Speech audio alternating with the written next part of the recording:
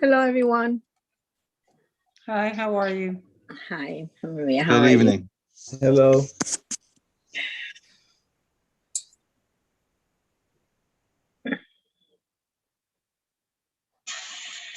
Okay. Okay, we are live on YouTube now. Our meeting hasn't gone live though, but we are webcasting. So watch what you say. We're not doing the Facebook no more? It'll go to Facebook too, but if you're like me, there are some people who don't have Facebook accounts. So YouTube is egalitarian here. Okay.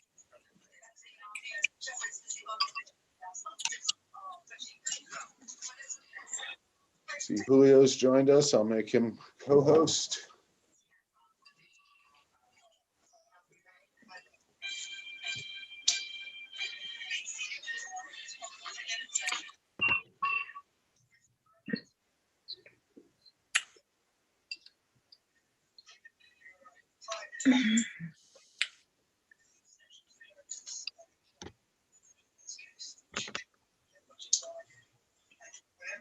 Hi, everybody. Hello. Hi. Hi, John. How's everybody? Good. Great. Hello.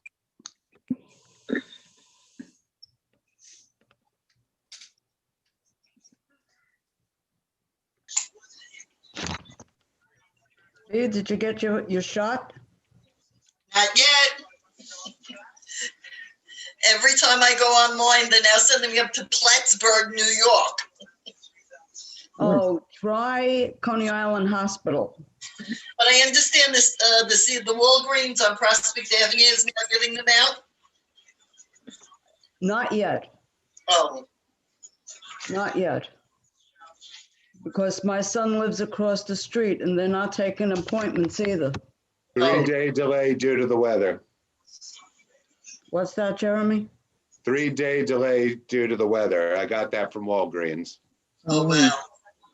Oh, Hi, good evening. This is Paul Mack. My agency did receive some appointments, and I would like to extend the appointment to our board members and the family members. Thank you.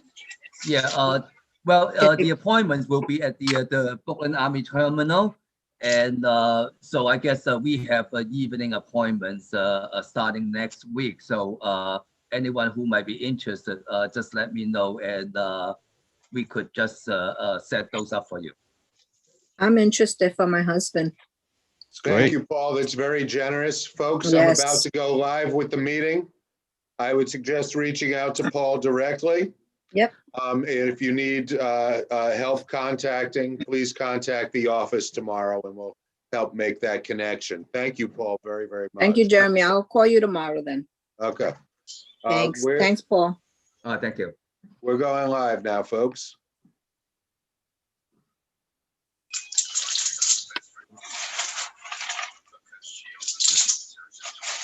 We are now live. We do not have a quorum.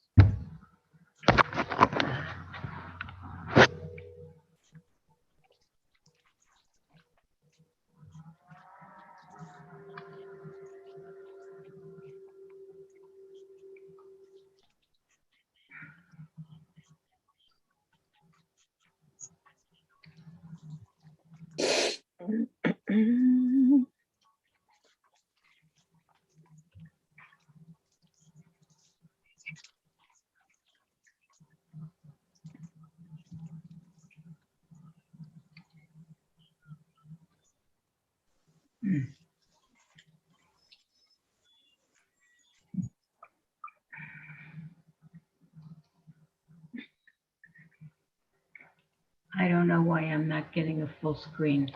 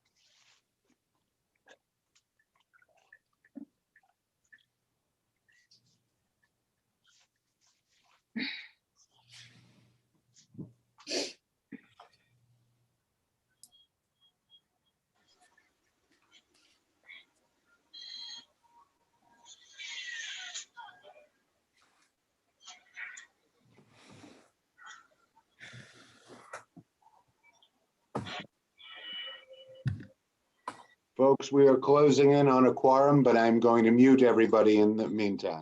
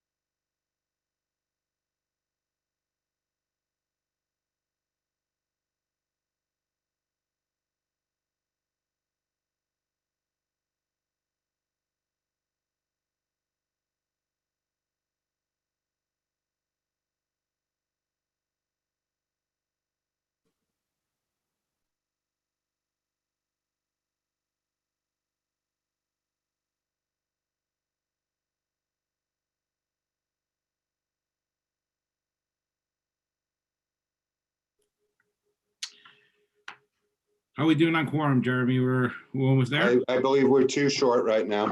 Okay. We're almost there.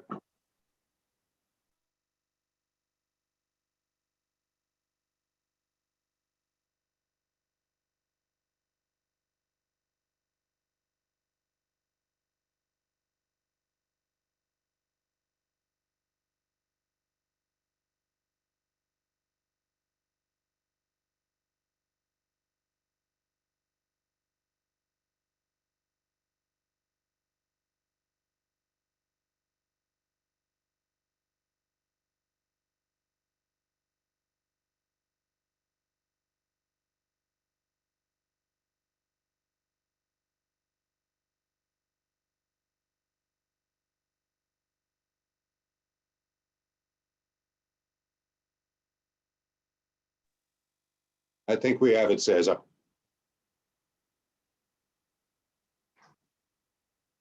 Great. Okay, so let's get started. Good evening, everyone. Thank you all for coming tonight. And I hope everyone is staying warm and we're getting through the winter and the snow, and hope everyone's healthy. My name is Cesar Zuniga and I'm the chair of Community Board 7. And so let's get right to our agenda. Why don't we start with the Pledge of Allegiance?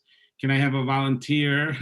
I'm going to pick Beverly again to lead us in the pledge. Beverly?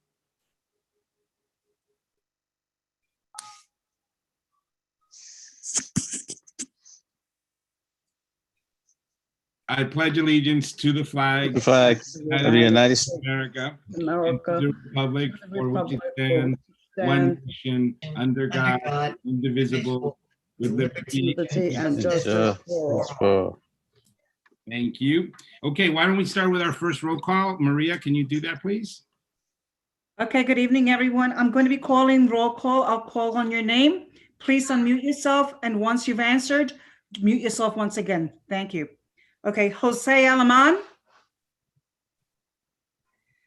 Grisel Amador. Please unmute yourself and say present.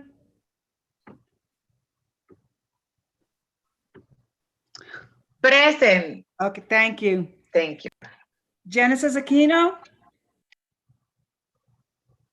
Alexa Aviles. Presente. Here's what I found on reference.com. I'm sorry, hold on, The please. planet Venus. Goddess Venus. My Alexa went off. Hold on. Venus. It's an occupational hazard. That's why I renamed mine, Alexa. Mine's now, I'm not going to say her name. Sorry about that. Okay, Nicholas Azadian. Here. Okay, Joan Body. Here. Stacy Boyd. Here. Gladys Bruno. Present. Julixa Campusano. Present. Joseph Canale, Present. Danny Chen, Justin Collins, Beatrice Asapio, Here, I'm here. David Estrada, Here. Cynthia Felix. Here. How are you, Maria? Good, and you? John Fontillis, Here. Kin Fung, John Garcia, Anthony Giglio, Cynthia Maria, hang on one Gonzalez. second. I see Kin Fung is signed in as an attendee. I'm going to make him a panelist. Okay, so I'll mark him present. Please just call him again. Actually, hang on. All right. It won't allow me to promote him to panelist. I don't know why. Okay, I'll get him in the second. We'll get back to him. Yeah. Okay, Anthony Giglio, Cynthia Gonzalez, Here. Hector Gonzalez, He's present, but he seems not to be, the system is not working. He just texted me. okay. Kenny Guan, Zach Jacy, Here. John Johnston, I'm here. okay. Beverly Kleinman, I'm here. Waco,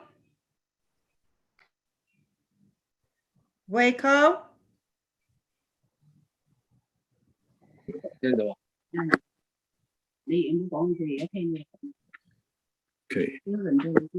Barbara Lee, Christina Lem, Jimmy Lee, Here. Paul Mack, Here. Antoinette Martinez,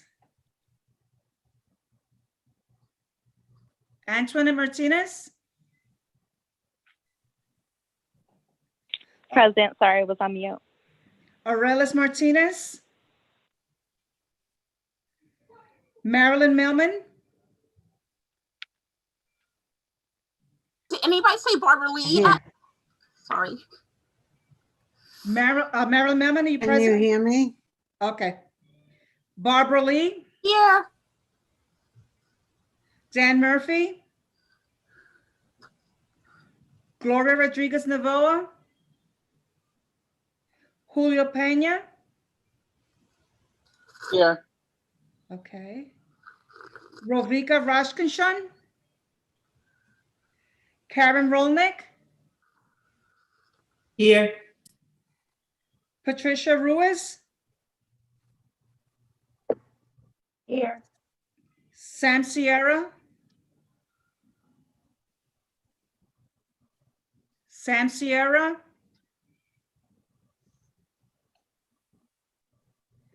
Brian Slater,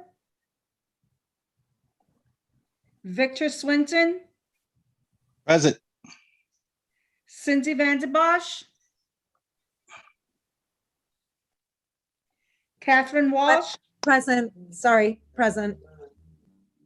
Okay, that was Cindy Vanderbosch? Yes. Okay. Hi, this is Sammy. I was having a problem unmuting. My apologies. Okay. Catherine Walsh, Present. Fred Wolf, Present. and Cesar Zuniga. I'm present. Okay, attendance been taken. Maria, did you catch Kin Fung? No, okay, I have him now. Will see me? We got you. Thank you. Okay. Thanks. Okay, so let's get right to the rest of the agenda for tonight. So let's go to item number 3, the adoption of the agenda. Do I hear a motion from Julio and a second from Pat? Motion to adopt the agenda. Okay, and I'd like to pass this by unanimous consent unless there is an objection. Okay, hearing none. Motion carries. Okay, let's go to item 4, adoption of the minutes of the board meeting of January 20th. Is there a motion from Julio and a second from Pat? So motion. Yes. Okay, again, I'd like to pass this through unanimous consent unless there is an objection. Okay, hearing none, motion carries. Let's go to number 5. So this Cesar, I don't know if you saw my text, but Assemblyman Carroll has joined us. Oh, my apologies. Assembly member, please go ahead. You have the floor. Oh, thank you so much, Cesar, and good evening, Community Board 7. I hope everyone is well and is ready for yet another snowstorm tomorrow. Just a quick couple of updates about what's going on in Albany. This time of year, of course, is very important because of the state budget that is coming up. When we were first confronted with that state budget, the budget gaps and holes, the deficits, were unbelievable for both the state, the city, and the MTA. If the federal government is to pass the $1.9 trillion Relief Act that is likely to be passed, New York State would see almost $50 billion. This is an unbelievable sum of money. Now, not all of this will go, it won't all come at once, and it will go to different areas of need. Some of it will be unrestricted aid directly to the state that'll be about $13 billion, and about $5 billion of unrestricted aid will come to the city of New York in addition to that. The rest of it will go to places like the MTA, will go directly to our schools, some of which will be for making sure schools have the proper resources to reopen while we are still battling the COVID pandemic. And other aid will go to things like the MTA and other areas of need. That being said, the state may still have some deficits over the next few years, which may mean we need to raise revenue from highest earners. And I think that's very important. I think we must make sure that the budget is completely whole, that we leave no one behind. But we all owe a great debt of gratitude to President Biden, Vice President Harris, Majority Leader Schumer, the new senators from Georgia. None of this would have been possible if not for all of them. It is really tremendous. The conversations we were having in Albany in December and what they looked like versus what is happening now is night and day, and is really, really important. Another topic I want to talk about that was just in the news a lot, of course, is the nursing home issue and the governor's executive powers. This is a huge issue and of utmost importance. On March 6th, we granted the governor broad executive power. When I say we, I mean the legislature. I'm proud to say I voted against that on March 6th. I was one of about 5 members of the legislature to vote against that. And the reason I voted against that is because oversight and checks and balances are important. And we found that out over these last few weeks with the real tragedy that went on in our nursing homes and the attempt to obfuscate how many folks did in fact pass away due to policies that were from the executive about sending folks back to nursing homes and what happened there. I hope the legislature in the next few weeks will either strip the governor of that executive power or allow it to sunset at a minimum on April 30th when it currently does. There will be a whole host of other big important issues that come before us. If you have questions about COVID-19 vaccines, my office, we are not miracle workers, but if you do have issues with using the websites to sign up for your COVID-19 vaccine, if you've got questions about COVID-19 vaccines, or if there's something going on that you need help, we do try to run some interference for folks, either helping with the websites, reaching out to health and hospitals, reaching out to local hospitals to see if we can answer any questions, because I do know it's been very difficult, especially for some of our seniors who are not as tech savvy, or folks who don't have hours every day to sit online to try to navigate this system. I am personally, look, I'm not a medical professional, but I am very excited about the rollout of more vaccines, especially possibly the Johnson & Johnson vaccine, which would be a 1-dose vaccine, which also doesn't need to be kept under extremely low temperatures, which I'm told by health professionals in New York, they think that that vaccine will start going to use next week on February 24th, and that possibly in March, we'll see much wider use of it, which means more and more folks and family members can get that vaccine, and you don't have to get 2 of them. So it's much easier to administer and takes much less bureaucracy and clerical work. If there are any quick questions, love to answer them, but I know you guys have a busy meeting, and thank you as always for allowing me to speak.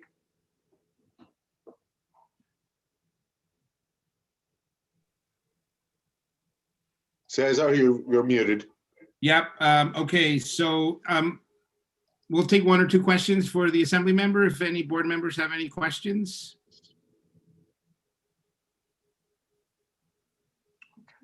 Oh, Alexa, go ahead.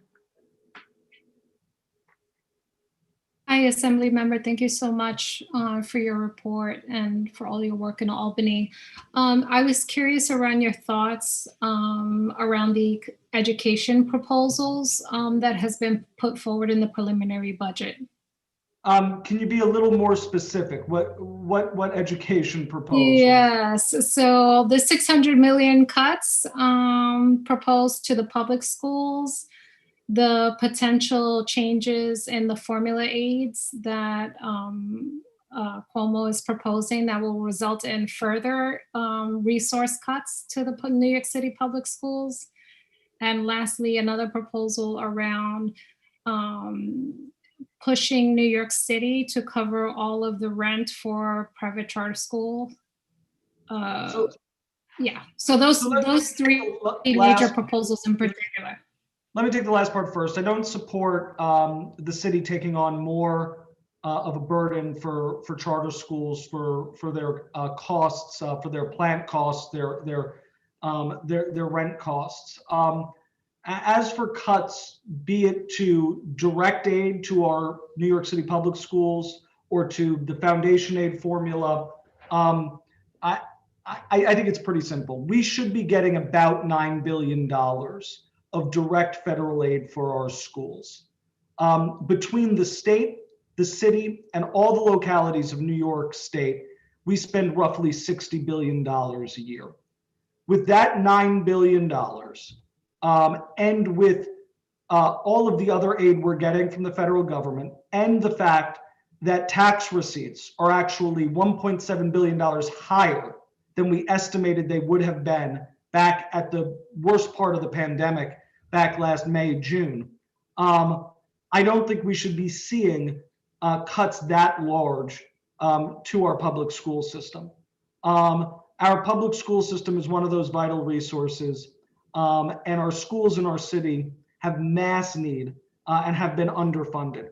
And that's the reason why I said before at the beginning, Alexa, even though we should be seeing really meaningful aid from the federal government, that does not stop us from making some smart tax increases on the wealthiest New Yorkers and corporations that I believe will not devastate our economy or drive people out of the state, but will also shore up budget holes so that working class and middle class New Yorkers who bore the brunt of the economic burden of COVID are taken care of, and that their children and their children's schools are taken care of. I could talk further about, after this disjointed year and a half of education, that we really need to be doing some smart interventions, curriculum interventions, social emotional interventions, as well as some baseline screening for things like dyslexia and other things to make sure that we catch up, especially our youngest children,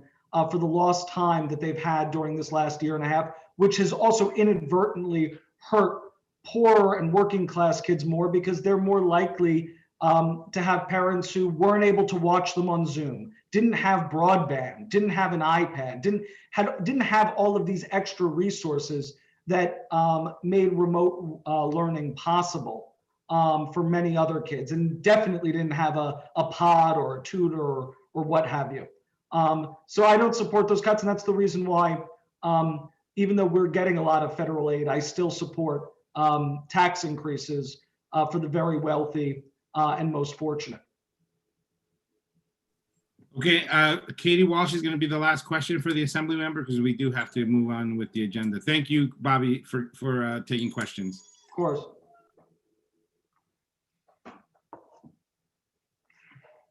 You're on mute, Katie. Katie? Thank you. Sorry, still can't learn after all this time. I wanted to just call out and see in terms of action that's being taken. There's been a rise of anti-Asian attacks, and just really understanding what steps are being taken and your position again supporting the community. It's a great question. Look, it's very unsettling, and I think that, you know, just because we've exercised Donald Trump doesn't mean that the kind of unfettered hate that he unleashed on our country has stopped, right? And I think when I'm not going to use the term he used to name the COVID-19 virus, but when you use those kinds of soft bigotry, or not even soft, but just kind of that kind of flip reaction that he used and blaming a specific set of people for something, I think that obviously then allows for other people to foster violence and resentment. I work with the 70th precinct and the 72nd precinct and the 78th precinct and the 6-6 often about all types of issues of hate crime and violence when it appears in our community, and I think we have to be vigilant. And we'll have to see. I don't know if there's any new pieces of legislation before the state legislature right now. I do support hate crimes legislation because I think it is very important that we realize to be able to live in society, you've got to feel like you're unencumbered to be able to walk down the street, that somebody's not just going to try to harass you or physically harm you because of who you intrinsically are. And we can't allow for folks to feel like when they're walking, just like how stop and frisk is terrible, because it caused lots of young Black and brown men to be harassed as they walked off their stoops or out of their apartment buildings. The same goes when we allow for folks who are committing hate crimes. They terrorize whole communities because people then feel afraid to patronize stores or visit friends or walk down the street. And so we need to root it out. We need to call it out. And I commit to you, and thank you for the question, Katie, to do better at that and to continue to do that. Thank you, Katie. Thank you, Assembly member. Always good to see you, and we'll see you hopefully next month. Great. Thank you, everyone. You bet. Okay, so let's go with the next agenda item, which is public comment. Jeremy, do we have any folks who signed up to talk about anything that's covered in this agenda or in the committee reports? We have one hand up. Members of the public, if you would like to speak on anything that's on the agenda, please raise your hand right now. If you want to speak on an item that's off agenda, there is the second public comment period. And I see one hand up. May I call on him, Cesar? Go right ahead. John Santori, you got 3 minutes. Hello, everyone. I wanted to talk about the Made in New York campus. I know that the Parks project of the Made in New York campus, the south portion of the campus, is on the agenda tonight.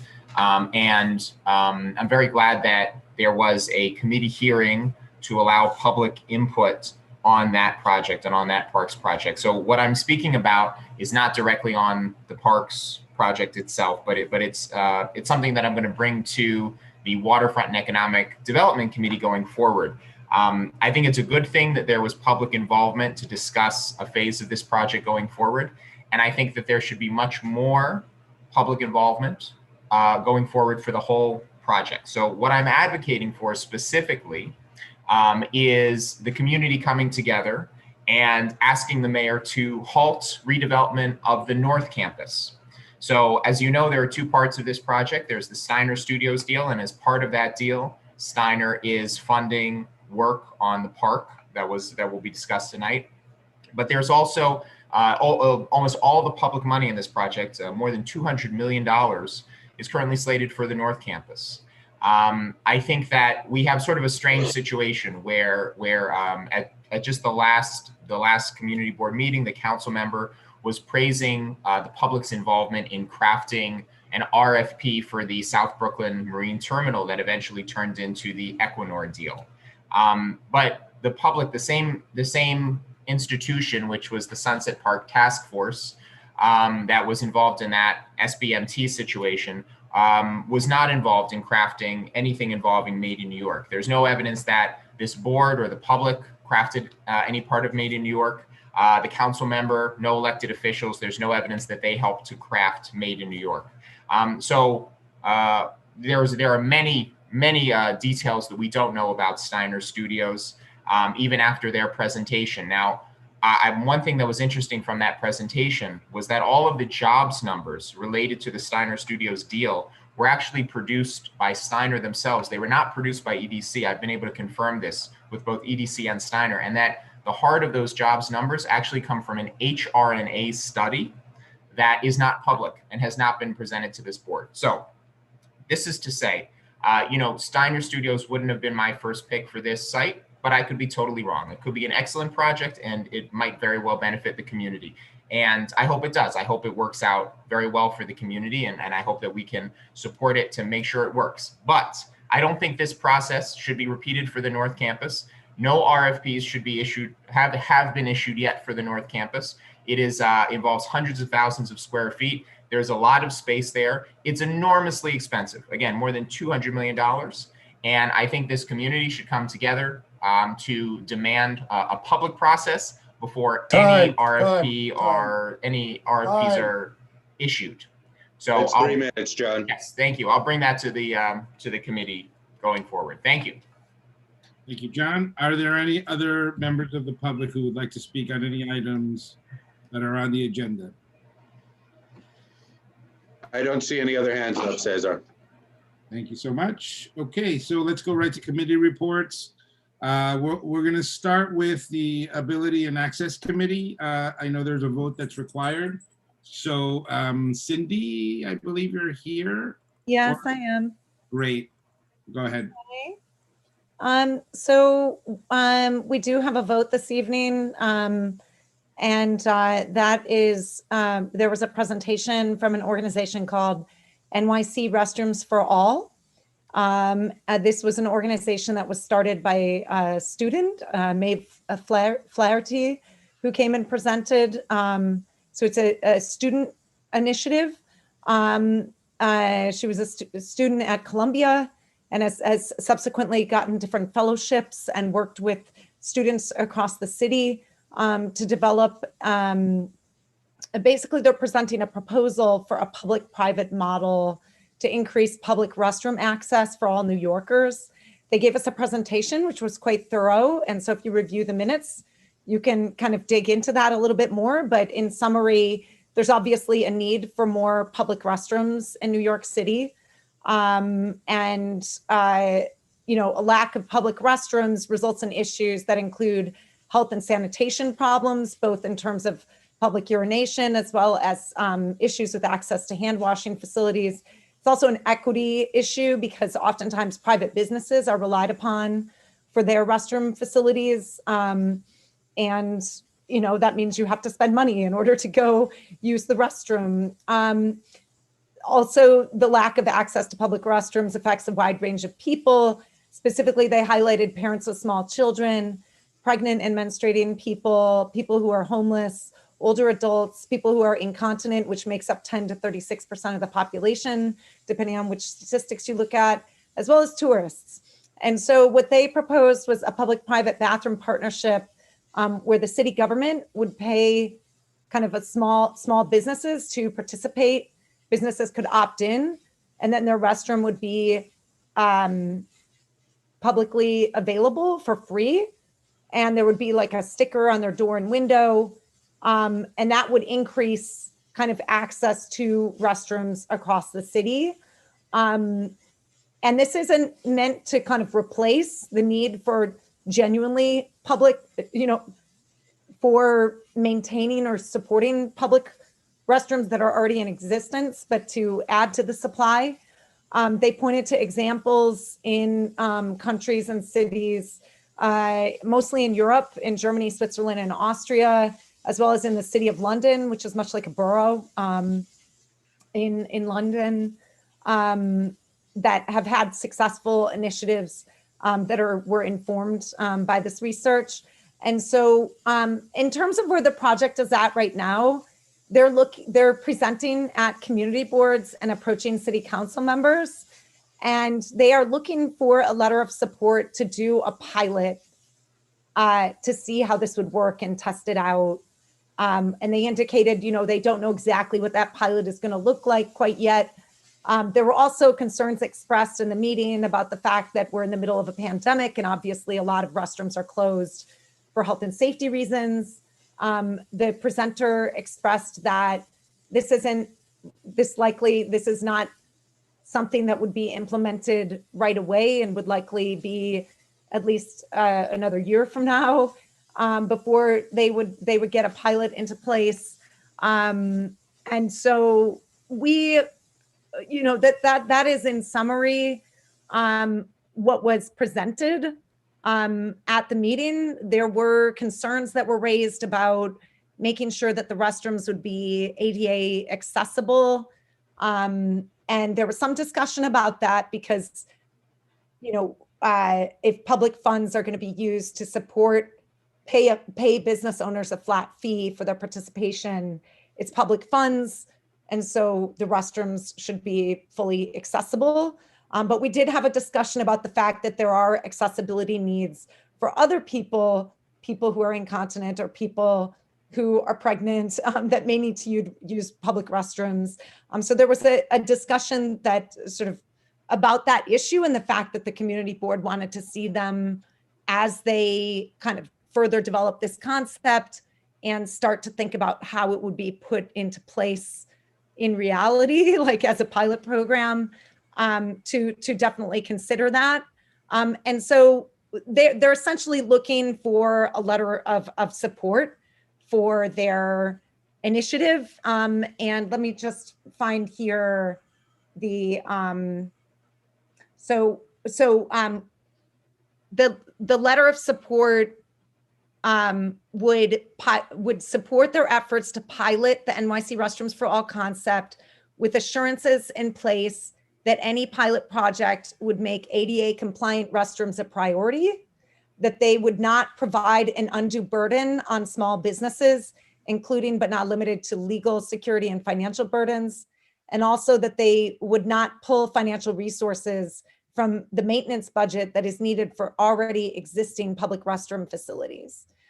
So this was passed unanimously in committee, and so we're bringing it to the board. I'd also like to note that I am not feeling great, and I'm wondering if there's someone who was at the meeting that, if we're going to get into discussion, could kind of facilitate from here. Karen's raising her hand. Okay, thank you, Karen. So I'm just going to turn off my video, but I'm here in the background just in case. Okay, so it seems like then there's a motion on the floor that came from committee to write a letter of support in favor of this initiative. Is that right, Karen? That's what we're. Yeah, they want to write a letter of support in favor of it, and there were a couple of things that I also wanted to mention. There was talk of putting the location of the bathrooms on online maps and city maps so that they could be found, and there was also talk about the possibility of the city offering a higher fee for accessible restrooms. So to encourage people to make their bathrooms accessible. Okay, so I'm going to entertain just a couple of minutes of discussion or questions? Otherwise, I'd like to go ahead and move the. Board members, please raise your hand if you wish to speak. Marilyn, unmute yourself, please. Okay, thank you. Hi.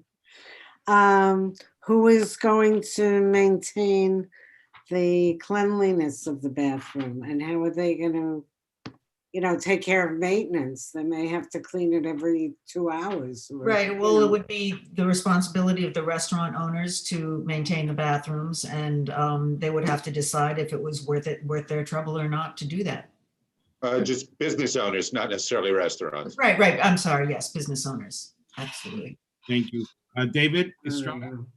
I just want to make it very clear to everyone listening that this is not yet a program. No agency is sponsoring it. No money is at stake.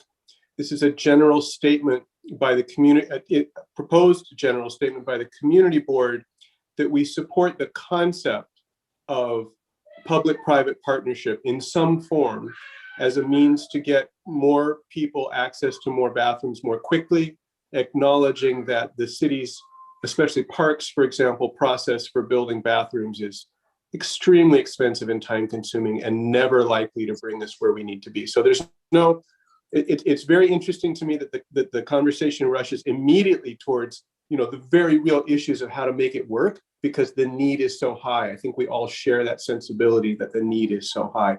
But what we're voting on right now is simply a statement that we think it's a pretty good idea if New York City got more creative about public-private partnership in whatever form it takes, and all details to be determined far, far, far down the road. Thank you.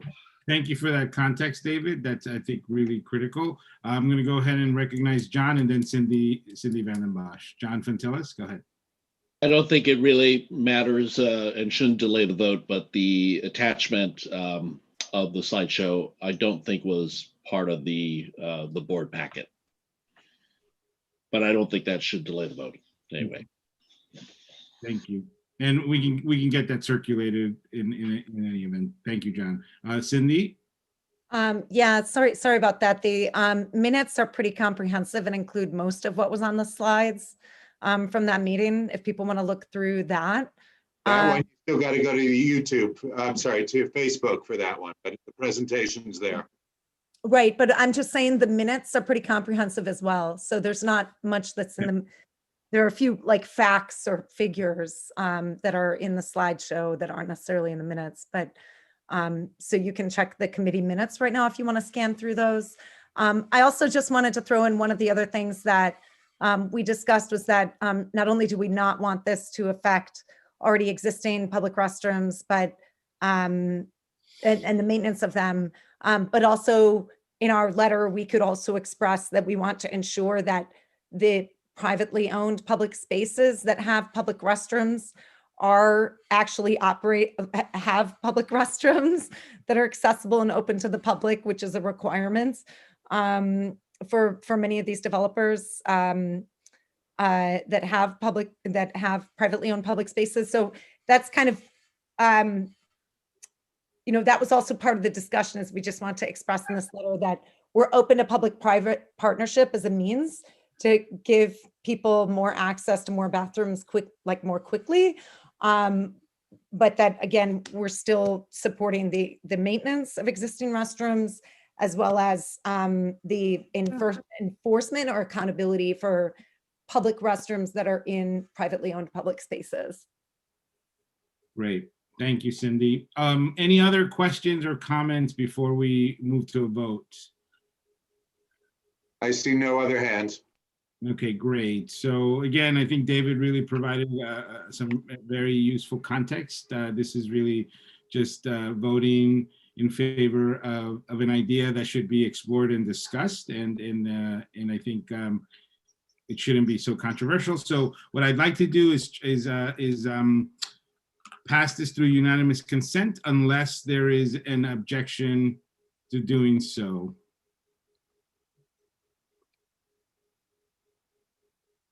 Okay, hearing no objection, motion carries. Thank you, Cindy. Okay, let's go to Parks Committee. There is no vote required. Is that correct, Victor? No vote. Okay, and you've submitted your report, so I'm just going to refer Yes. everyone to the report. Okay. Thank you so much, Victor. Bylaws Committee, no votes. And is there a report or is there any other? There's a report, yes. Okay, so there's a report. There's no vote required, so I'm going to just refer everyone to the report. Thank you, Julio. And then there is the joint committee meeting with transportation and ability and access. I'm not sure from the notes, is there a vote required for this, Zach, I or? think it's transportation and education. Yeah, transportation, there's a resolution. Oh, I'm sorry. Yeah, there's a mistake here on the notes then. So it is, so go ahead, Zach. Do you need the floor? Sure, thanks. So am I unmuted? Yes. So we had a joint meeting with education and youth and transportation committees pertaining to the School Construction Authority in K557, which is on 4th Avenue and 43rd Street, the school that's going to be the old precinct, where we are keeping the facade, and it's going to be part of the school. And presently, they need to use some interior steel bracing towers to buttress the facade until they attach the permanent structure to it. So it's going to require them to close the lane of traffic on 4th Avenue for between 43rd and 44th Street. It's going to go down to one lane. It's going to last anywhere from 12 months to 18 months to do this, but it's unavoidable because of the delicacy of this project. So we have a resolution that we wrote, goes as follows.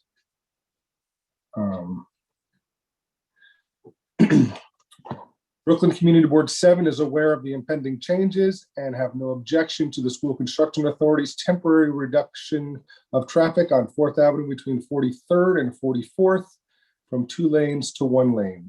The board asks that the following criteria are adhered to.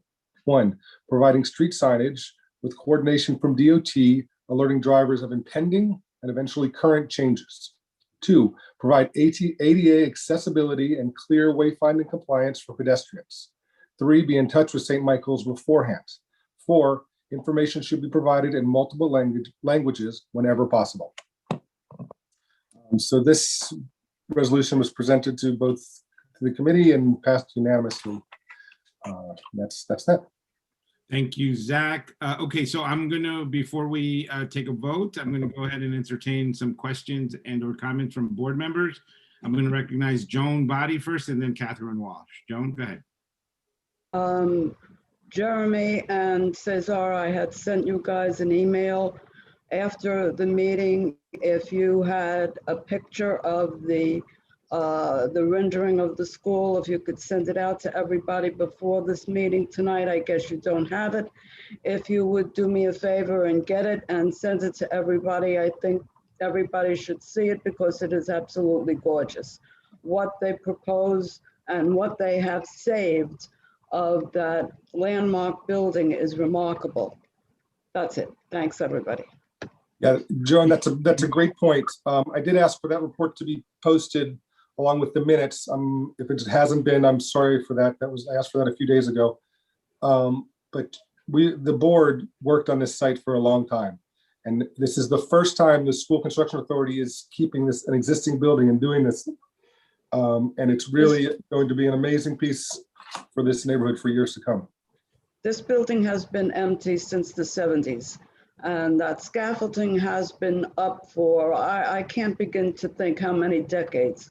So it's a pleasure to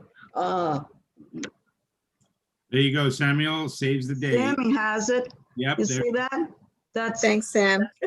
Gorgeous, gorgeous. Sammy, if you could send that to me, I'd appreciate it. Thanks. And Jeremy, can we just send that out to the entire board membership? Just so Then that, please send it to me. I'll send it to all the board members tomorrow. thank you. Catherine Walsh, you're next.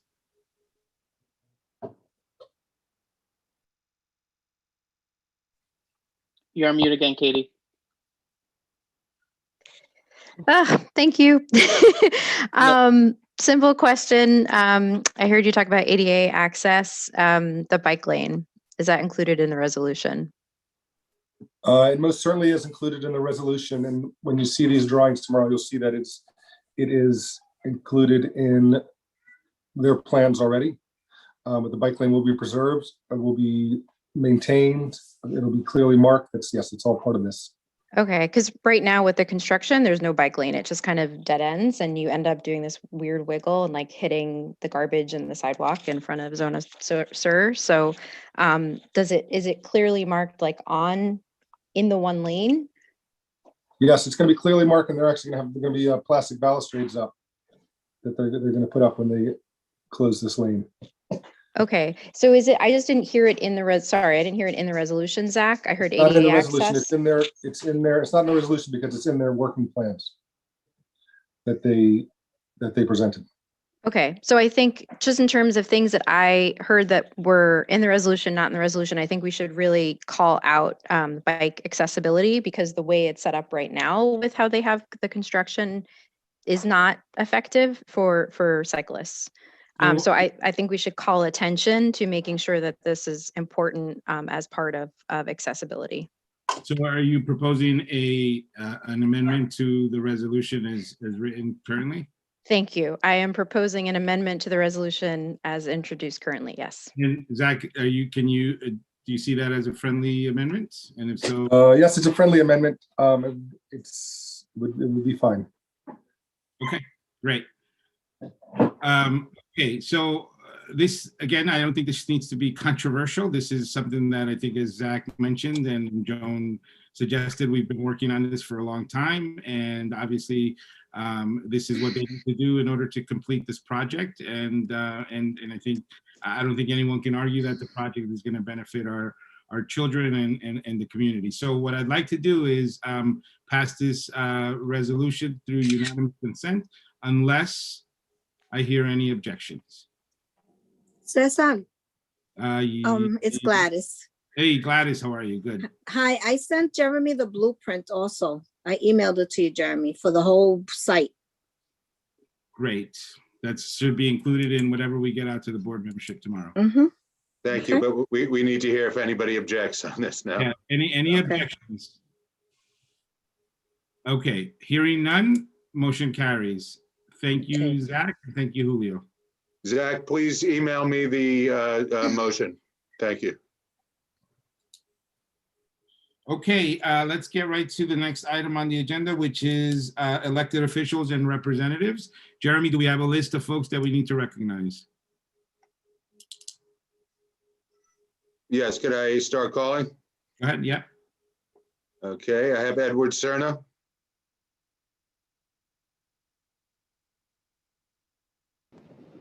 Hello, everyone. Edward Cerna, Brooklyn Borough Director for the Mayor's Office of Community Affairs. I joined a little late, so I don't know if anybody spoke about the weather tomorrow. We're currently forecasting 4 to 8 inches of snow. And, you know, so far the city has been doing a great job of cleaning up after it, but of course, folks are cautioned to, you know, exercise caution when going outside. And then also, as a result of tomorrow's inclement weather, all mobile testing and self-testing sites will be closed. So just want to make sure that folks are aware of that. And then lastly, today it was announced that 1,365,956 doses of the vaccine have been given out, and that the city has fewer than 30,000 first doses on hand right now. As I've been talking about for a couple of meetings now, like capacity to put the vaccine in people's arms is not the issue. It's very much a matter of supply. So I know that I personally have received a lot of incoming about folks going on, for instance, vaccinefinder.com, or wanting to schedule an appointment at Brooklyn Army Terminal and not being able to. But at this point, that's sort of like what I can encourage folks to do, which is to constantly check the site. And when we have more supply, to get vaccinated. So I think I'll leave it at that. Folks can always reach me at ecerna@cityhall.nyc.gov. Thank you. Thank you, Edward.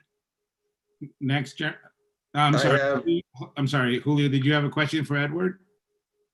I did. Thank you, Edward. I just have a really quick question.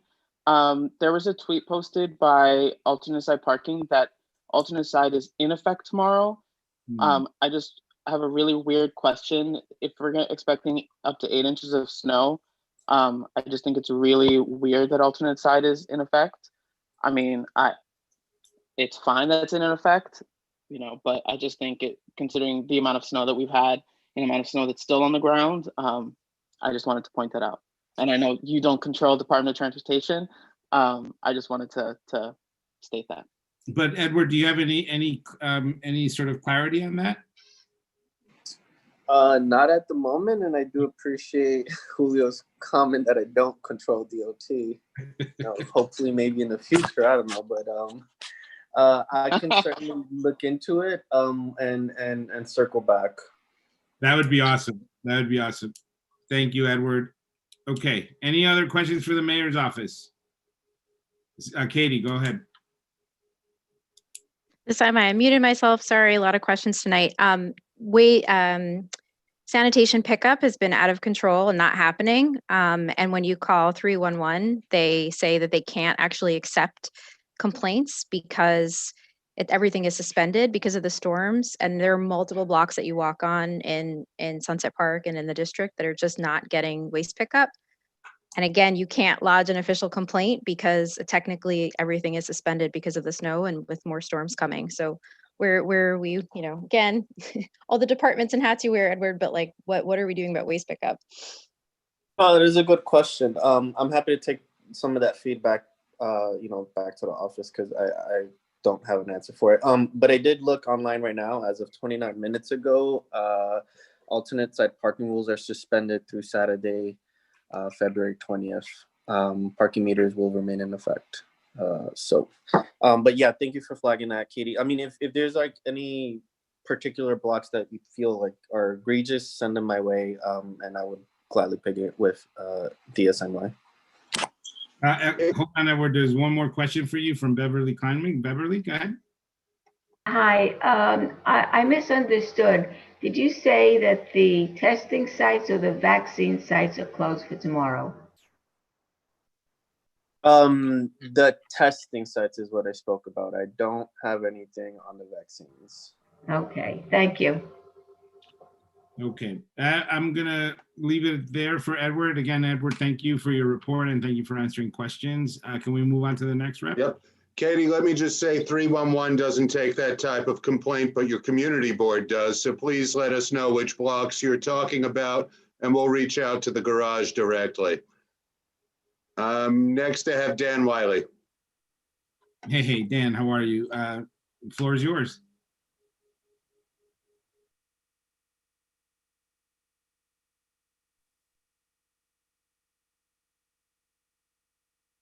Sorry, Dan, I keep muting you when you unmute yourself. There you go. Dan, I see you're unmuted. We can't hear you though. Cesar, are you hearing him at all? No. He is unmuted. I'm going to promote him to panelist. Maybe that'll help.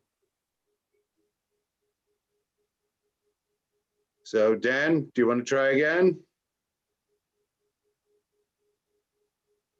Maybe we'll come back to Dan if we can't hear. I think that's a good idea. There he is. Is that working? Yep. Okay, good. Thanks for promoting me to panelist. I'm filling in for Melissa while she's doing class as a veteran. I wanted to highlight that we're sending a letter tomorrow to the Federal Bureau of Prisons about the first COVID-19 detainee death that occurred on February 5th. And it's actually following up correspondence that Congresswoman Velasquez sent along with Congressman Nadler over a continuation of the correspondence we've had back and forth over conditions at MDC Brooklyn, the Metropolitan Detention Center. The key thing here is we don't think there's adequate measures in place to stem the spread of COVID-19, which is always a bigger challenge in this kind of congregate setting that is a prison.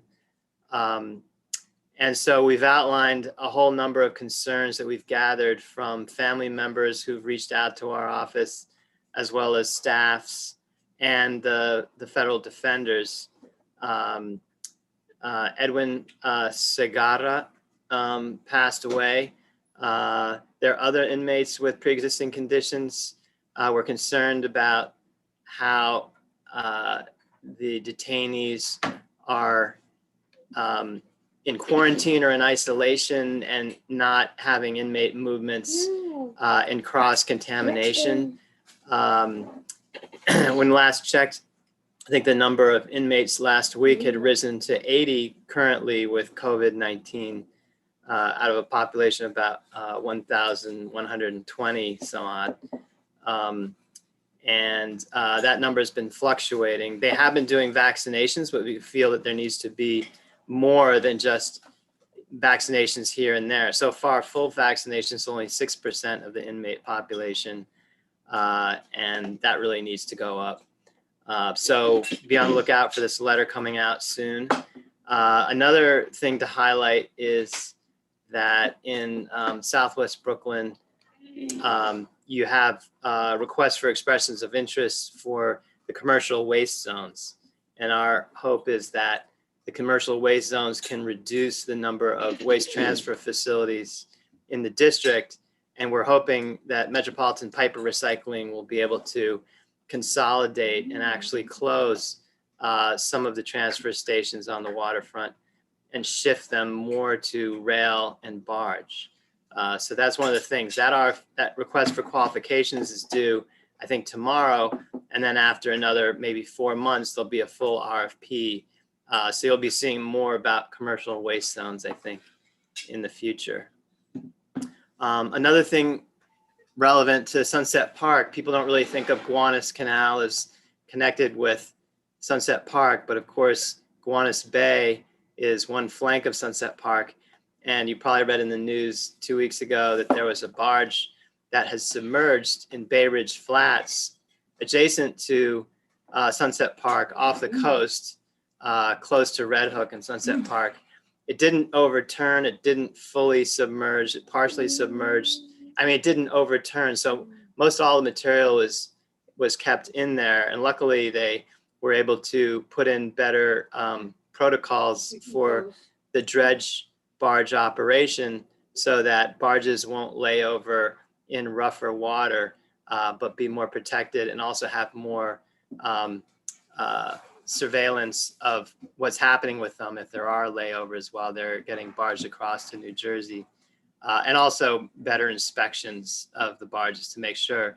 The accident was that on the New Jersey side, and we can blame New Jersey, there was a dock with a protrusion that put a gash on the side of a barge, which is a small hole that ended up filling and making it submerge after water got into some of the air pocket part of the barge. So anyway, there's a full report there. I intended to send that full report out to my Sunset Park list, which I think I'll do tomorrow, just updating my list. I don't get as many bounces because a lot of people have bounced around in the last 10 years. Other than that, Happy New Year. I'm glad we have a new president and a new administration, and looking forward to more COVID relief package. The Congressman's on the Small Business Committee and is kind of comfort-y in trying to get a better deal for the micro small businesses that really need the help, as well as infrastructure projects and other things coming up. So I know I've been here for a while, so it's good to put on Melissa's hat for a night, and good to see you guys. Thank you, Dan. Good seeing you too. Thank you, Dan. I have Ellie Slavin next.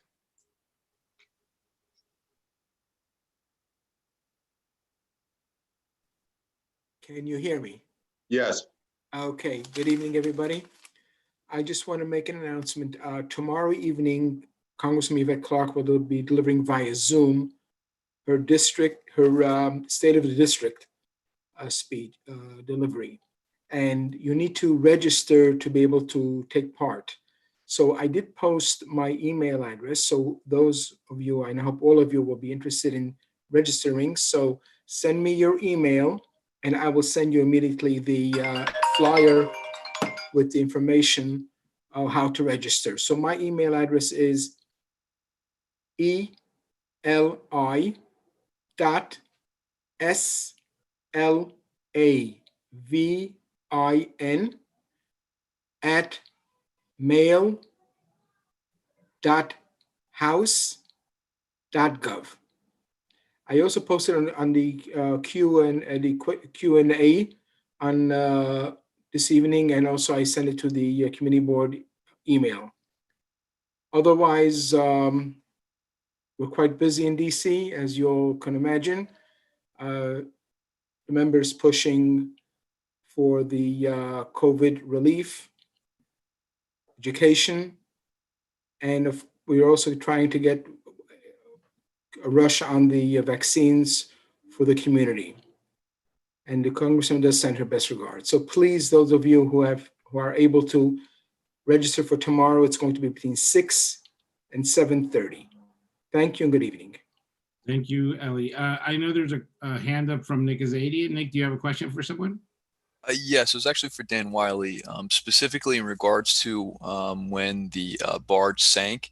Was there any impact to local environment, or was any of the material really dispersed, or is it really no worse than what's already going on in terms of cleaning up the canal? Yeah, there really wasn't. Most all the material was in there. They didn't see any evidence of film on the surface that would indicate that any of the kind of the oil-based kind of stuff really got out. It was really a question of kind of like the water coming above, but it's not tipping over. So pretty much stuff stayed contained. I can send around full report. I can send out around the full report. It's actually a 68-page report because what they did was they weighed and they measured, they dewatered and they weighed the material. The other good news is that the Gowanus has hot spots of contamination and other areas that are less contaminated. So the area of dredge spoils that this barge was holding was not the hot spot areas. It was the lesser contaminated areas, which is good. But there's a full 68 report that you could look at the details on. Jeremy, if you want to send me anyone's email that they want to be included, I have a pretty sizable Sunset Park list with a lot of members on it. But if there's anyone who wants to get the copy of the report, maybe Jeremy can just send me a list of emails. So folks, you got to give me permission to send Dan your email address. Yes. And I'll post my email address in the chat, and you can just shoot me an email saying, hey, send me the report. Q&A, Dan, please. We don't have chat anymore. Okay, I don't mean to be chatty. I'll put it in the Q&A. Thank you, Dan. Bad jokes are never appreciated.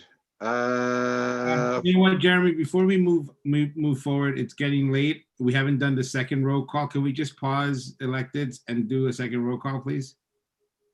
Thank you, Maria. Okay. Jose Alaman, Genesis Aquino, Danny Chen, Justin Collins, John Garcia, Anthony Giglio, Kenny Guan, Wei Ko. Yes. Christina Lem, Aurelis Martinez, Dan Murphy. Hang on one second. I have Aurelis listed here. Aurelis? I'm going to ask her to unmute. Thank you. Okay. All right. Dan Murphy. Gloria Rodriguez Navoa. So she contacted me on Facebook Messenger. She's been present. She's just having trouble logging in. She's been participating through the Facebook feed, the YouTube feed. Okay. Rorika Roshkinshon? Brian Slater? That's it. Thank you, Maria. Okay, Jeremy, you can continue calling on reps. I have Fazia Siddiqui next.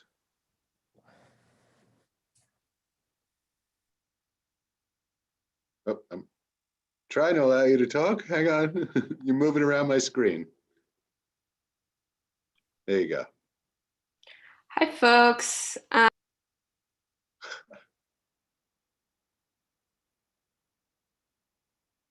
I'm sorry about that. I'm sorry about that. Please start again. Okay. Hi, I'm here from Councilmember Lander's office. Not a lot of District 39 things to report on, but I did want to bring to everyone's attention. Our office has been doing a lot of COVID vaccine assistance for seniors in our district. We've been able to secure 125 appointments for seniors who, are having trouble navigating the online system. So we are prioritizing seniors right now, 65 and over. So if anybody is interested, I will put my email in the chat. But yeah, just send us an email and we'll get back to you. And we'll try to get you a vaccine appointment. Thanks. Thank you. I have Taika Haraguchi.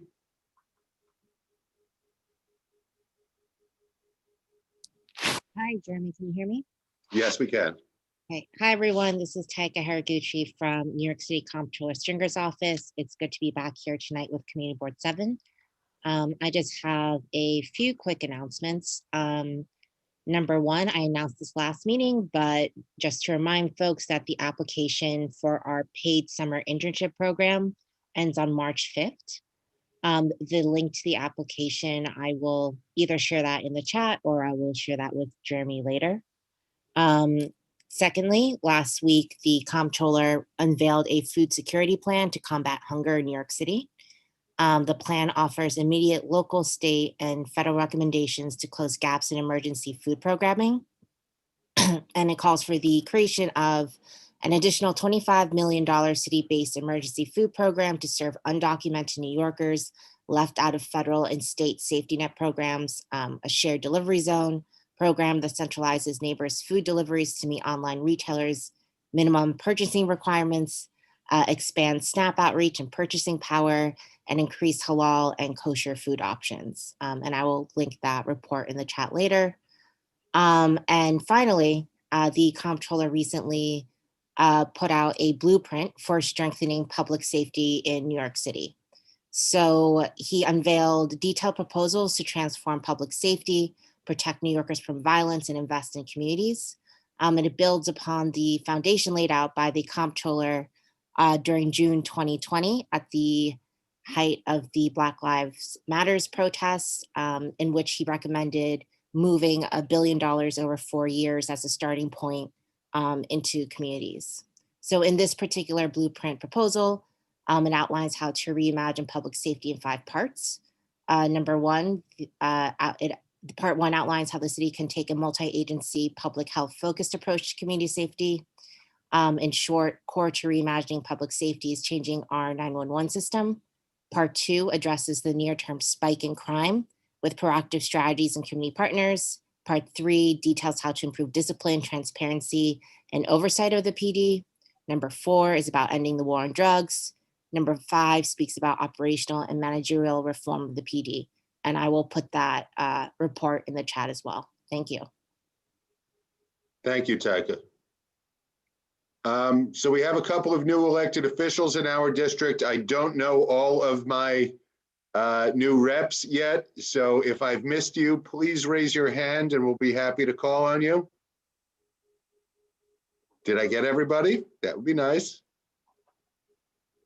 I don't see any hands up, Cesar. Okay, great. So I think that'll do it for that item. Let's go to the next item on the agenda, which is the district manager's report. Thank you. Good evening, everybody. I know we all want to get to that Knick game, so I will be quick. You may notice at the top of your screen, it no longer says live on Facebook. We are still live on Facebook, but we now have a YouTube channel, which you no longer need to have a Facebook account to access. Anybody with an internet connection should be able to access our YouTube page. I would encourage everybody to subscribe. I've done so myself. It's the only channel I'm subscribed to. And I really like to thank Julio Pena for helping set this up and getting us started on YouTube. From now on, whatever format we are in, whether it's Zoom or live someday, we will be on YouTube and you can view all of our meetings in that fashion. The Sunset Park Library has finally opened after they were supposed to open last week, except we had no heat or electricity in the building. We know what happens every winter. They are open for grab and go service Mondays, Wednesdays, and Fridays between 10 and 4, and Tuesdays and Thursdays between 1 and 7. I met with Aisha Doris from DDC, who is the Director of Strategy and Program Communications and Policies. She is very interested in finding out, first of all, how DDC communicates with the board and the larger community. But she was also particularly interested in accessibility around the various city projects. We know we have on 2nd Avenue, the Owl's Head Connector and the Gowanus Connector on 3rd Avenue, which are both DDC projects. And she was very interested in finding out more about how we view their projects and what they could do better to be accessible, to make the area around their projects accessible. So I'm trying to, and I don't think we've quite set up a meeting between Ms. Doris and Cindy Vanden Bosch, so we can have our committee involved in that discussion. The Civic Engagement Commission has announced the first youth-led participatory budget. There will be $100,000 chosen citywide by 9 to 24-year-olds. We are trying to get a flyer on this that we will send out to our whole list. But just like participatory budgeting for local council districts, this is a citywide initiative just for youth. And they will be the only ones voting on these projects. Some of my board members may be interested in this. A grad student reached out to me who is writing the history of Sunset Park High School. It's as a research project. This was something I was involved with, Joan Body and a number of others. And she'd like to interview people involved in that process. Julie Brockway actually sent her my way. If anybody is interested in speaking to her regarding the history of the high school and how we finally got that school built, please reach out to me and I will be happy to connect you. Last month, there was a discussion about a fire in a food truck, and we were asked to reach out to the fire department to find out the cause of that, to see if we should have some sort of oversight hearing.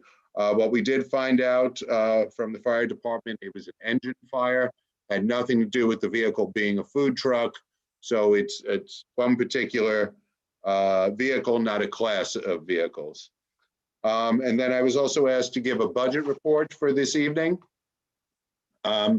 This is our fiscal year 21, which we are 8 months into. OTPS, that's other than personnel services, so everything other than salaries. We started the fiscal year at $26,323.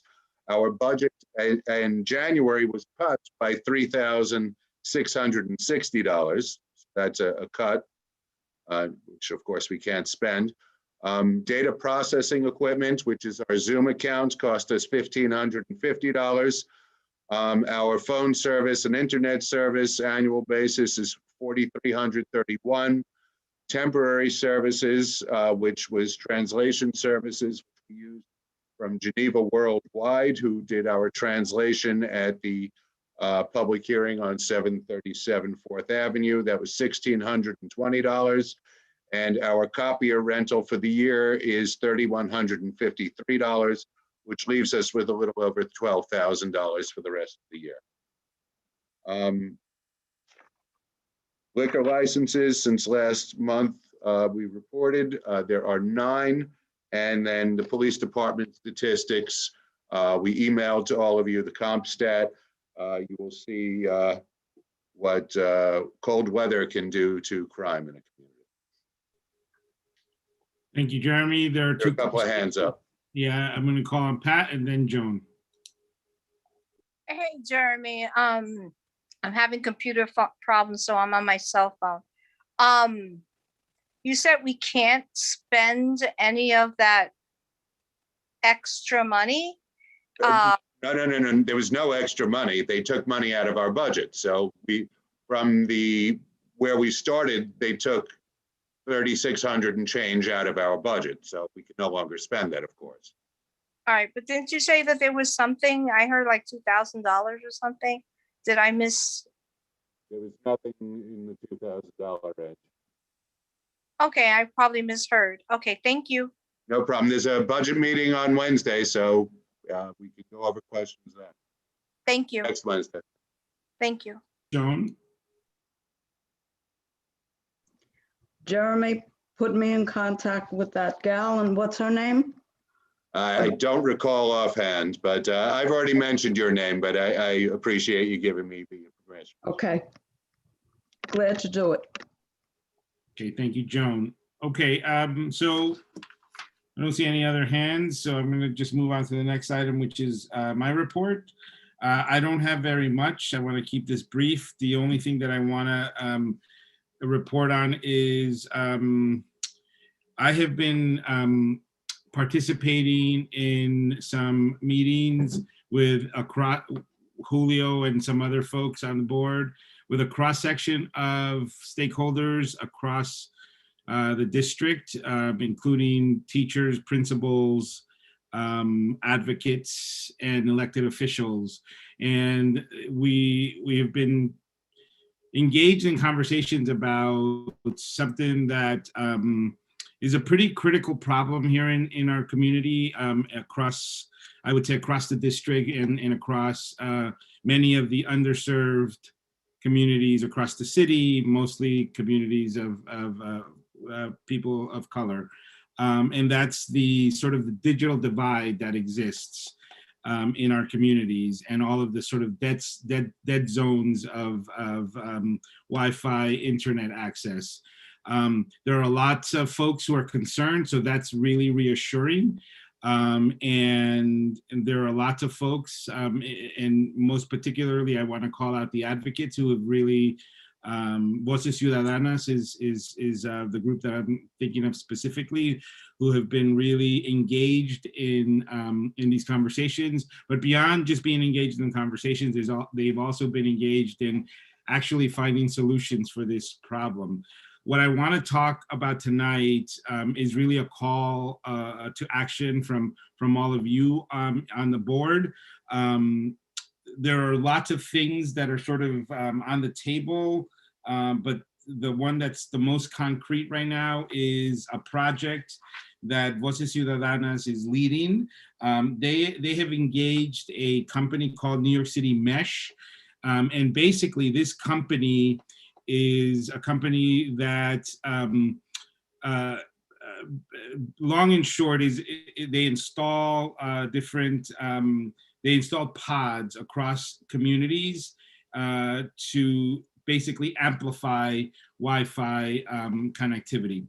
So there is a proposal that's on the table between Voces Ciudadanas and Mesh to identify locations across the district, across Sunset Park. This is starting small. They want to start small and then see how it develops. But basically, the idea is that the community, in this case, Voces Ciudadanas, in collaboration with hopefully us and other folks, will identify buildings who would be amenable to installing some of this technology on their roofs. Now, the really important thing here is that they're looking for tall buildings, preferably buildings that are upland on the hill. So buildings, for example, on 6th Avenue, 7th Avenue, 8th Avenue would be the most ideal buildings, because the taller the building and the taller the topography, the more coverage they'll get when they install these pods, if you will. So what Voces Ciudadanas is asking of us as a community board, since we all seem to have our own sort of networks across the district, is if we could possibly identify buildings who would be, and landlords who would be amenable to installing some of this infrastructure onto their rooftops. If you're interested, I had a lot of questions. I'm sure you all will have a lot of questions as well. I mean, it's basically a similar setup to when you have your own sort of cable service installed, right? They need to go up, they need to install some kind of an apparatus, they need to run cable, and then that allows them to transmit the Wi-Fi signal. That's sort of the gist of it. If you're interested, if you're a building owner, a homeowner, and you're interested in letting them use your rooftop, or if you know neighbors, or if you know landlords who might be interested, reach out to me or to Jeremy, and we're going to put you in touch with Javier and the folks at Voces Ciudadanas. And beyond that, I think we are thinking about a whole bunch of other solutions. Again, this is really an equity issue. I think folks have a lot that's going on, and I think to add insult to injury, the lack of connectivity in our community is obviously creating just more and more difficulty and hardship for certain families. So get in touch with me if you're interested. Get in touch with me if you know of anyone who might be interested. I'm going to make available, I think Javier was going to be working on sort of a one-page kind of description of what the technology is and what the project is, and I'll get that circulated. But certainly start thinking about if there are folks who you think might be interested in helping with this. This is, again, a small pilot. There's funding that's required, that's, I think, being sort of discussed among some of our elected officials, like the borough president and the council member's office, and in the assembly member's office as well. So I think if there's success with this initial pilot, I think the idea will be to continue to grow this across the district, because part of what I've been involved in with Julio is compiling data from all of the schools, and the data is pretty dismal. There are a lot of people who still have these sort of dead zones, or just don't have the resources to purchase a plan to allow them to have access to the internet. So I think for me, this is all hands on deck. We all kind of need to chip in and figure out some solutions for some of our most sort of underserved families in the district. So that's all that I have. I'll take some questions. Nick, I think your hand's up. Go ahead. It's not really a question, it's more of a comment. I believe this is New York City Mesh that we're talking about. So I'm rather familiar. It's a very good outfit. Their website is actually extremely informative and actually spells it out very well. So Jeremy, if you want to email that around as part of the report, it actually explains the whole thing. The reason why they want the upland buildings is because it needs to be line of sight to their hub, which I believe is on 28th Street or 36th Street or something like that. And then it basically acts as like a relay whenever they install this equipment onto another property. And then that allows for local access to the internet, you know, in like a 1 or 2 block radius from like these other areas. It's not a lot of equipment to install. I got about halfway through it. There is a rather significant wait time because, you know, it's basically all volunteer ran. So if this is something that people want to do, you know, start early and start now, because it will take some time to implement for them. That's right. Thank you, Nick. Thank you for that clarification. So yes, I need to emphasize that the more people step up to allow their properties to be used for these relays, the broader and the more coverage we'll get for this Wi-Fi signal. So, you know, I think again, this shouldn't be controversial. It's a solution that's a short-term solution, right? I think, you know, part of the discussions that we've been having, and particularly with NYU, is that we need to have longer-term solutions. We need to have solutions that are sort of baked into the infrastructure of our city. You know, the internet access should be thought of as another utility. It should also, you know, it should also give us alarm that there's a massive gap between you know, what's known as the digital divide, and again, it doesn't escape any of us that it is always people of color who are most disproportionately affected by this digital divide. So I'm hoping that we can all really sort of step up and identify properties and spread the word about this this project. And again, I think, yes, I looked onto the site. It's NYC Mesh. Put that into the Google.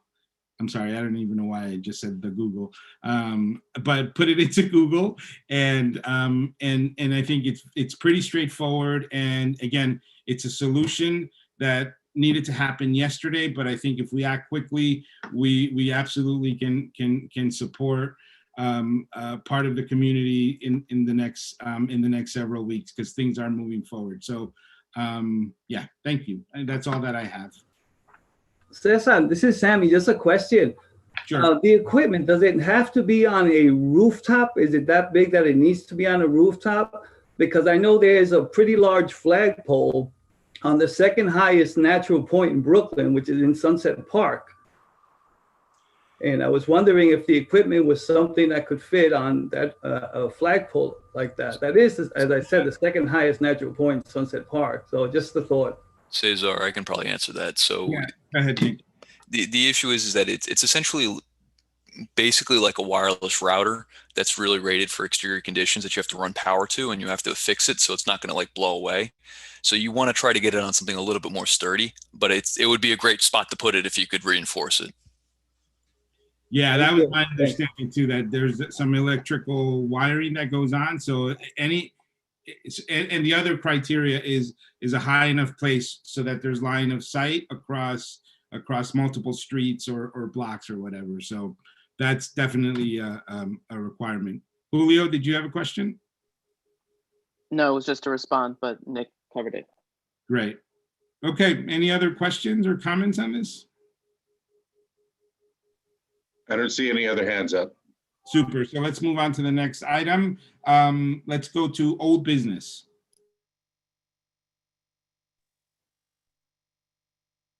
Nick? So this relates to SBMT and the Equinor deal. Specifically in their testimony, when they were talking about what they were going to sell the electricity for, which I think I kind of glossed over it at the time, but then in looking back, they said that they were attempting to sell it for 8 cents a kilowatt hour.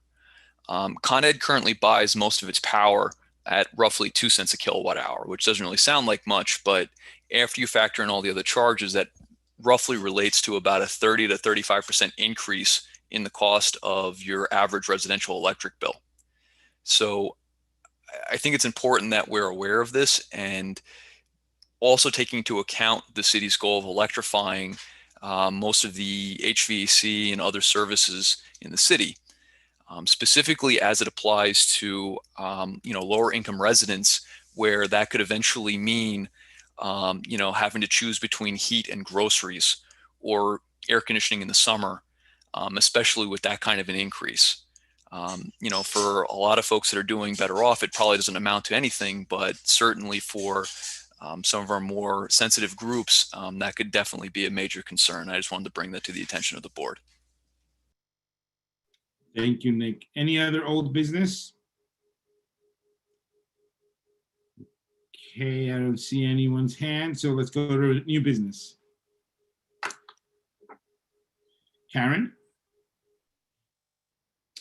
Hi, I just want to make an announcement about the upcoming meeting on Tuesday, February 23rd. It's the joint meeting of the safety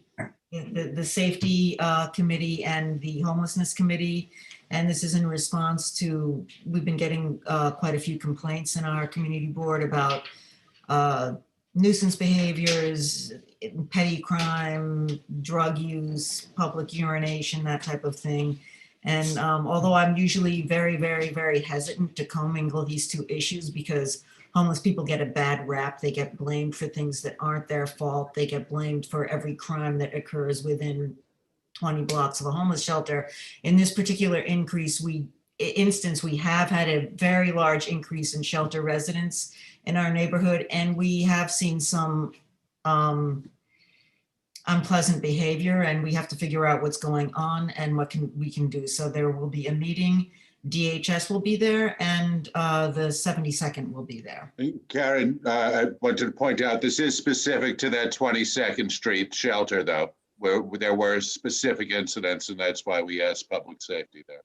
Right, and also if anyone out here in our community board is good at figuring out statistical things, I'm trying to figure out what the ratio is of shelter residents to people who have homes in that particular strip, because that area where we have all the hotel shelters, the residences in that neighborhood are very small. They're 1, 2, 3 family homes, and some of these hotels have 90 beds. So it's harder on a community to absorb that greater ratio. So if anyone is good at figuring that stuff out, get in touch with me, please. Thank you, Karen. Yes, and I'll definitely follow up with you on the statistics. And I just want to thank you because I know you have always been super thoughtful about how to manage not just the meetings, but just the conversations about our homeless neighbors. However, and you're absolutely right, the complaints have been coming in pretty fast and furious. I've talked to a lot of people who have reached out directly to me. And so I think, while I think we're very intentional about supporting our homeless neighbors, we also have to take into consideration how to respond to and manage some of the quality of life issues. And so I appreciate both you and Cynthia for being so thoughtful about conducting this meeting. So David and then Cynthia Gonzalez. Oh, I'm sorry. Right. And I'll recognize, I'm sorry, David. Miriam had her hand, Marilyn, I'm sorry, Marilyn had her hand. Hi. On another topic, I wrote earlier this week, those 2 new buildings that they're supposed to be putting up on Ocean Parkway, right near the park. I don't know what happened with that. You know what I'm referring to? Is it the the stables? They were going to put up these 2 huge buildings. John, did we do a ULURP on that? The earlier one, which was I think 757 Caton Avenue. 57 Caton Place. Right. 57 Caton Place was approved by City Council, but the developer sold the site to another developer. And that was end of last year. I don't know the status of the job, but it is approved for the building that was passed, which I believe was an 8-story. The reason I bring it up was because, on Ocean Parkway, that's like a main thoroughfare to the park. Nobody cleaned that sidewalk that I saw. Every other building, Ocean Parkway, you can walk. It's all ice over there. And I don't know who's responsible. Jeremy, can we look into that for Marilyn? I'm assuming they're not going to clean it up for this new event, so give us a call on Friday. They get 24 hours to clean. Once the event is finished for 24 hours, give us a call. We'll reach out to the agency. And if I may, just to follow up, the other site was the one on the corner on the circle. Yeah. And I'm blanking out on that address too. Jeremy, do you remember the address for that one? I think that's 312 Coney Island Avenue. Right. On that one, City Council passed the zoning that we did not approve, meaning that it will possibly be a 14-story building in the format that they had proposed originally. If you remember, we had asked it not be approved and asked for them to look at a smaller zoning, but City Council has approved that.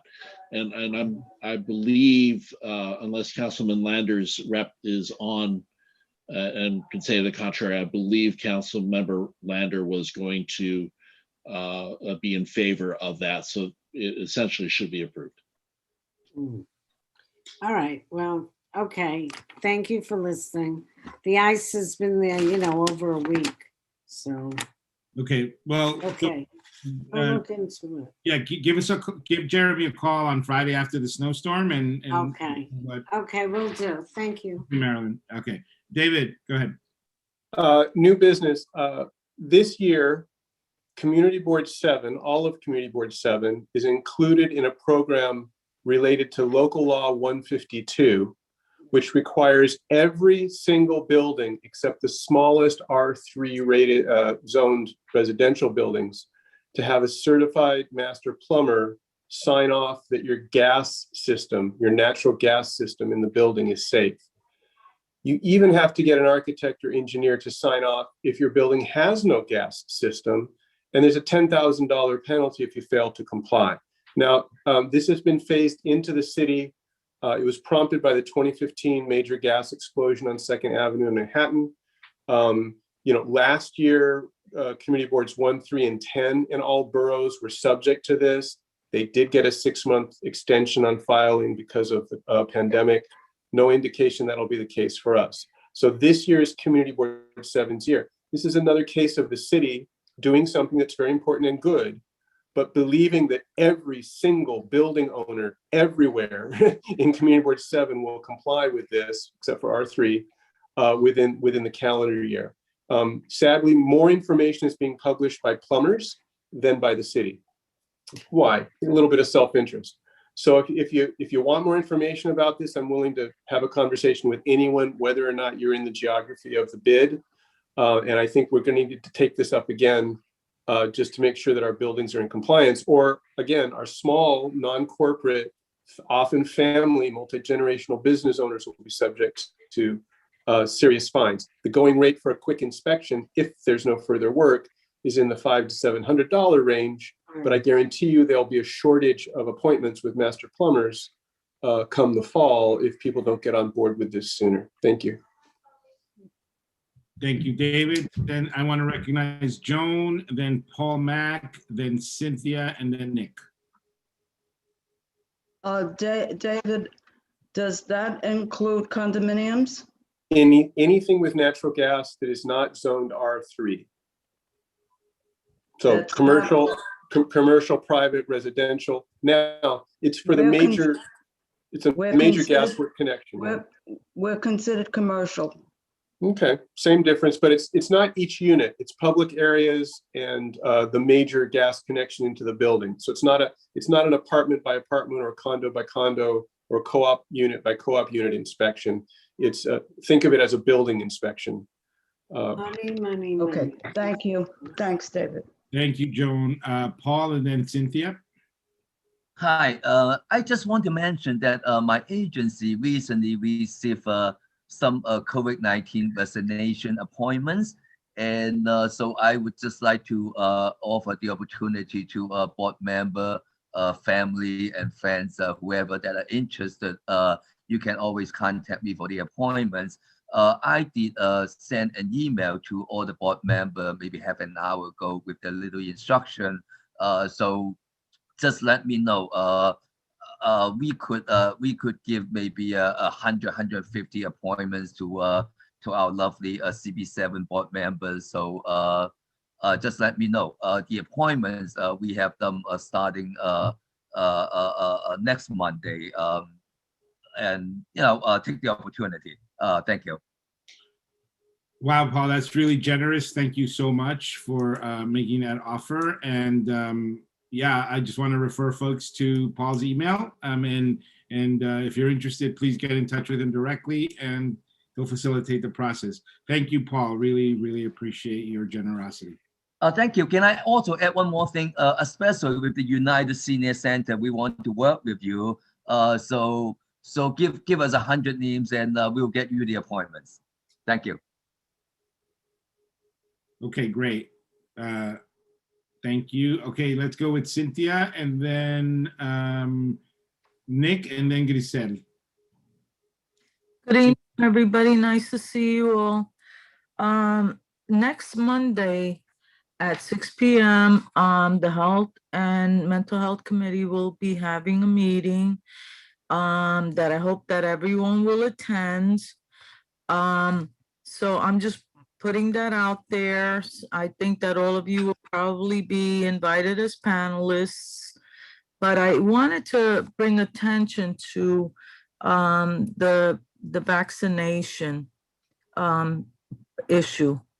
I was wondering if there was anything that CB7 could do to get like a mobile operation going for this cause, because I've been hearing from a lot of people in the community that elderly people are not able to, first of all, make appointments without help. Secondly, they don't want to venture out of the community. They're not comfortable going. I mean, we have people, elderly, what is elderly? The last person, the most elderly person that I heard from was 92 years old. And these are people that they have, home aides coming in and they're, they're wanting the vaccine, but they're not willing to like venture out far from the community. So, excuse me, I'm going to be bringing this up in the meeting on Monday to see what can be done. But I would like to see, like, they have the mobile post office, they have a lot of mobile services. And I'm hoping that Sunset Park can get a mobile vaccine unit, that can go around specifically to the more, the more older people that really cannot get out and travel far, or they don't feel comfortable, they're not, they don't like to venture outside of the community, because a lot of them, they don't mind walking a few blocks, but they don't really want to get in a car service to go somewhere, where they're just very fearful. So I just wanted to bring that up because I will be bringing it up in the meeting on Monday. Thank you. Thank you, Cynthia. Great point. Nick and then Grisel. So my comment is in conjunction with David's. What we have seen is mailings going out principally from plumbers. And unless you know the classification of the building that you're residing in, if you're the owner, you may feel that you're obligated to do this. So I would strongly encourage any of the homeowners or anybody else who might be in charge of their condo boards to be very cognizant of those letters, because, most plumbers, in my experience, unfortunately, will come out and do the inspection whether you need it or not. So just be very aware of that. Thank you, Nick, for that insight. And Grisel. Just to say thank you to Paul Mark, for the offer, but I just want to be sure. Paul Mark, you say that you want to offer additional to the board meeting to the members, seniors in the community, I want just to be sure if I understand good. And the second thing, I agree with Cynthia, that will be excellent idea if they have a mobile place, that they can be around Sunset Park. So Paul, you could call me to my cell or my office, okay? I am interested, in work with you. Will be excellent. I really appreciate. Thank you very much. No problem. We'll talk to you. Thank you. Thank you, Grisel. Thank you, Paul. Yeah, I suggest maybe connect tomorrow and clarify. But I think I understood that's exactly what Paul's offer was, to offer some of the appointments to the seniors from your center. Great. Okay. Any other new business? Okay. So let's go right to the next public comment section. If anybody from the public has any comments on items that are not part of today's agenda, this is your opportunity to speak up. Please raise your hands. I see one hand up. May I start calling folks? Folks, continue to raise your hands. Roxana Benavides. You can unmute yourself. Yes, just give me 1 second.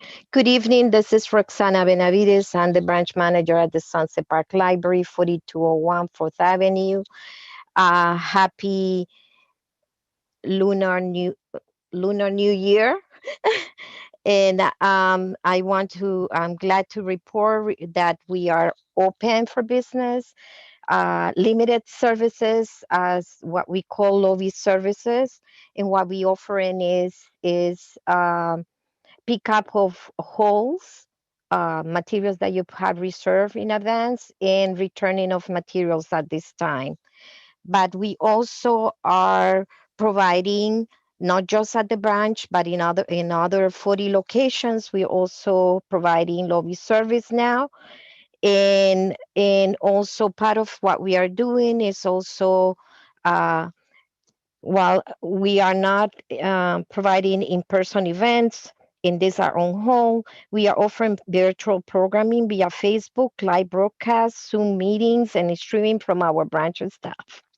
I have sent to CV7 listserv our favorite children and teen virtual programs, including programs celebrating the Lunar New Year, as well as a flyer for storyteller Tammy Hall, Tales of Black Heritage, which is going to be performing virtually this Friday, February 19 at 11 a.m.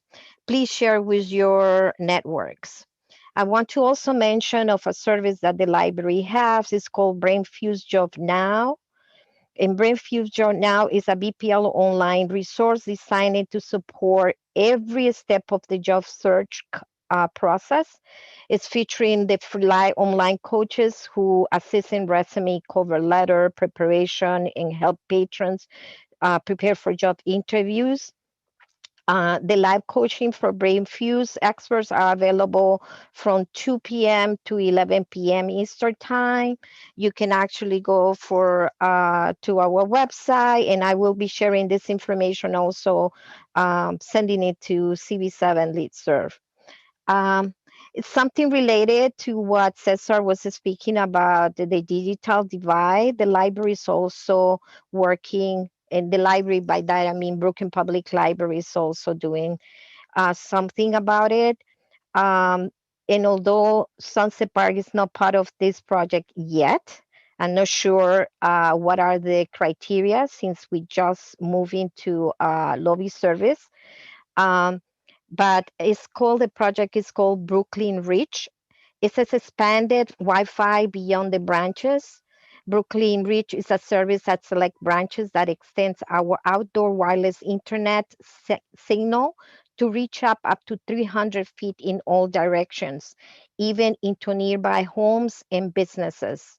We are now making our internet available to patrons 24 hours a day, whether people are in the library or not. Brooklynites can use this network for free to get online for a school, for work, and more.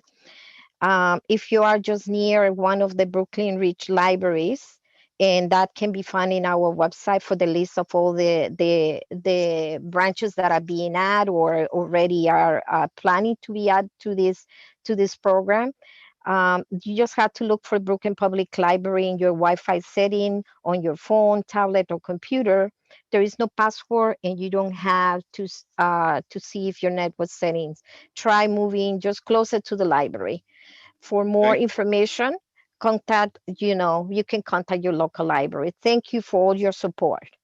Thank you so much, Roxana. Okay. Any other members of the public wish to speak?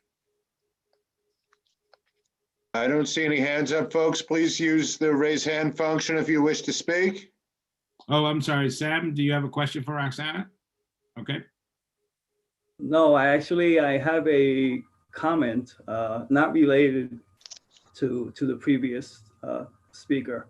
So if there are questions for the previous speaker, I'll wait until they come in, and then I'll state what I want to say. Yeah, no. We generally don't have questions for public comment. So if you want to make a comment, go ahead. Sure, and thanks so much. I bring this concern on behalf of a longtime resident of 56th Street between 2nd and 3rd Avenue, Ms. Violetta Maya. She couldn't be here this evening. So this issue is pertaining a business. It's called 56th Street Foreign and Domestic Auto Shop, located at 249 56th Street. It's a small business, and it would seem that business is booming. And that's a good thing, because we want the businesses in our communities to flourish and be successful. However, it should not be at the inconvenience or safety of the greater public at large. The business is booming so well that there's a constant double parking of vehicles. There's vehicles on the sidewalk. This is constant.